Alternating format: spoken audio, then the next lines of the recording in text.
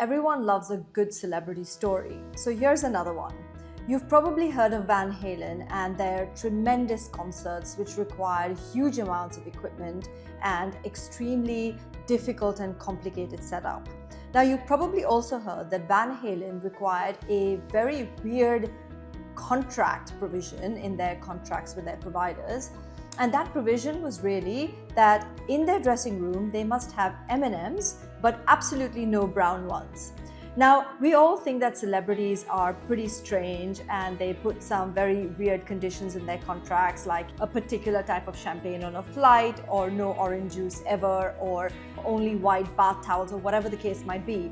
But think about it, celebrities are in that position because they probably worked really hard to get there. And in Van Halen's case, this was interesting because you put these clauses in contracts when you want to test if your service providers are actually reading those contracts and actually following what's in those contracts. So apart from the brown M&Ms, there was a whole bunch of other provisions that required very stringent aspects of the build up to any Van Halen concert.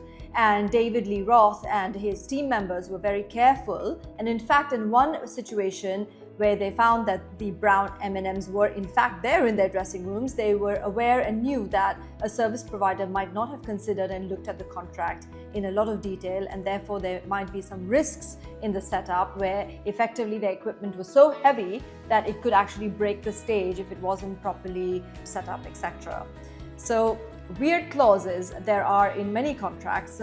There are some other crazy examples, like a lot of actresses might have a no kissing clause, a lot of actors might have a no dying clause in their contracts. They don't want to die on screen, etc., because that could affect their public image.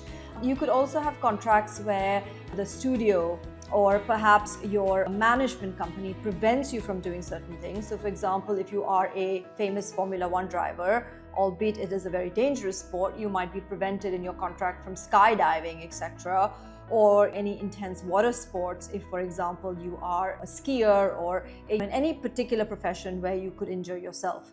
Now, as a lawyer, what do I say about what you can put in a contract? Now, you can pretty much put anything in a contract. Now, there is a rule of thumb. Obviously, what you put in the contract can't be illegal. So you can't contract with me to murder somebody for you, because obviously that is illegal and that is a crime. You can't put something that is like against public policy or the country or the land. So anything that's overridden by what we call public policy, and public policy is a very wide word, something that us lawyers love to interpret. Whatever you put in also needs to be written clearly, so it can't be an ambiguous ask or an ambiguous penalty that could potentially then not be enforced. And I guess what you also need to do is ensure that you're not over penalizing somebody by drafting something. So there's a lot of debate between liquidated damages and penalties clauses, because in many jurisdictions of the world, if they are unfair penalties and not a genuine estimate or pre-estimate of a loss that might be suffered, you might have an issue with enforcement of these clauses.